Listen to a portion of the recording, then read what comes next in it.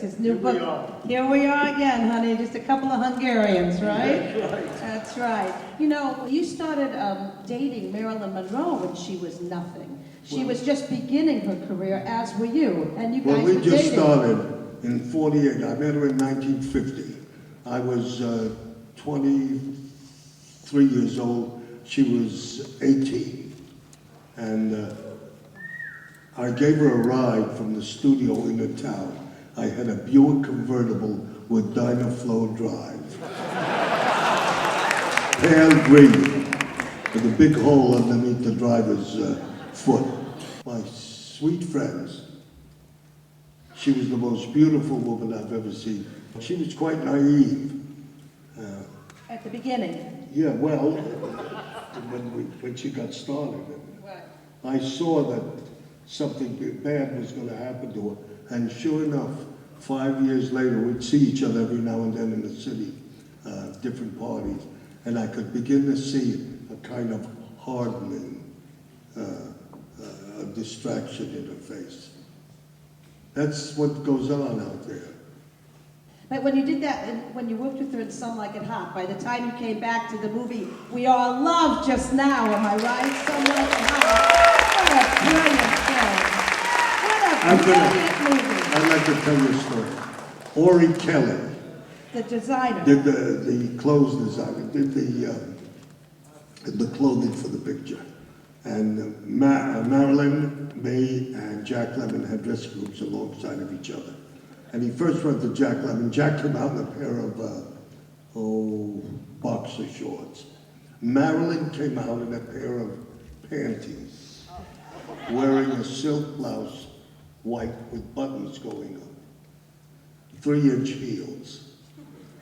And she stood right in front of him, Ori Kelly. And Ori paid no attention to it. He started to measure it, 18, 31, 42. He got to a bottom, 29, and he looked up at Marilyn and said, Marilyn, you know Tony Curtis has a better looking ass than you.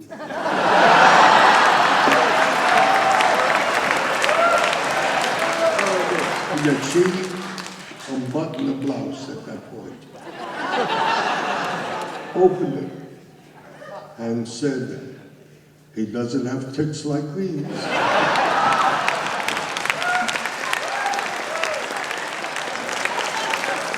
Ain't that good stuff?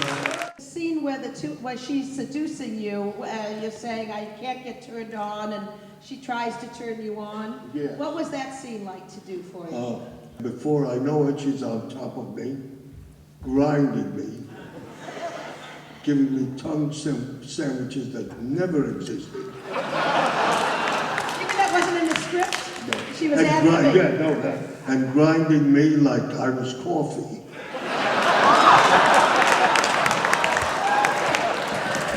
I loved it, I think. I was ready for all weekends, Friday nights, name it, I'd show up. I enjoyed her a lot, my dear friend. I don't mean to carry on about Marilyn, but she was the most amusing girl. She had a wonderful sense of humor. She was just like marshmallow. She was too easy.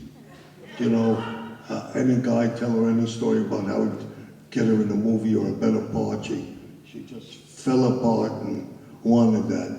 Let's go, if we can just go back to Marilyn for one last question about Marilyn, just one last question, because there's a vulnerability to her that we all love. It's like she has an open wound and we need to make her feel better. What do you think happened to her? What happened at the end to Marilyn? I think Marilyn didn't have enough protection, affection, caring when she was a kid.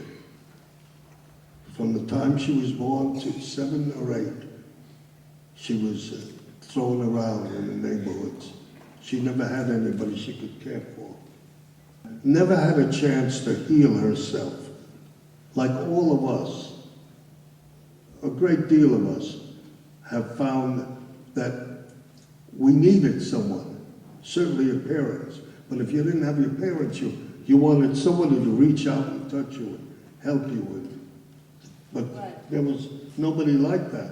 For her. And so as she grew older, it became worse for her, and so she abandoned herself. My friends, she threw herself to anybody that came along. If you'll excuse the vernacular, she'd fall on her knees to any guy that looked like he was going to promise her a part in a movie. And these experiences had a great deal of effect on Marilyn Monroe. And that's what killed her. You know, that's what seduced her finally. We're lucky she was such an enormously gifted actress. Yeah. That She was a brilliant actress. Really good. And we all remember her in quite affectionate ways. Yeah. And she will always be the epitome of what can go wrong in a town. So stay out of Hollywood. Okay, let's go. Tony, we're going to go to your career now. Tony, just say to this audience, I am Spartacus. I am Spartacus. I am Spartacus. When you had your second daughter, Jamie Lee, Yeah, Jamie came did you have along. an idea that someday she'd be a performer? Well, when she was a tiny little kid, there was a personality that was popping out of her. And she was the most amusing little girl. She'd stomp through the house like she was King Kong.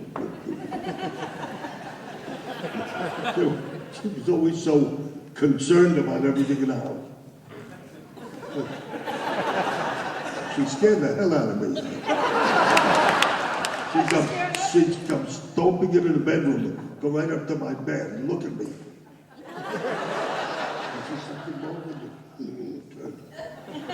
All my children were like that. I lost a son to a overdose of heroin. Nicholas was his name. Wonderful boy.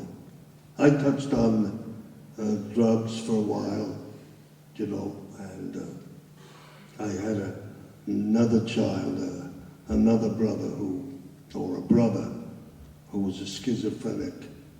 And then I had a brother whose name was Julie, who got hit by a truck and killed when we were living in New York.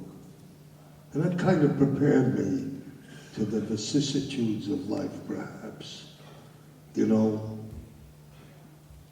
that's okay. Listen, you're going to take that stuff, not with a grain of salt, but in a proper way, so that you're a man or a woman and understand what it's about. Well, in the book you do describe what you went through with cocaine Yes. in a way that will discourage other people because it brought you down Yes, to exactly. hit a bottom.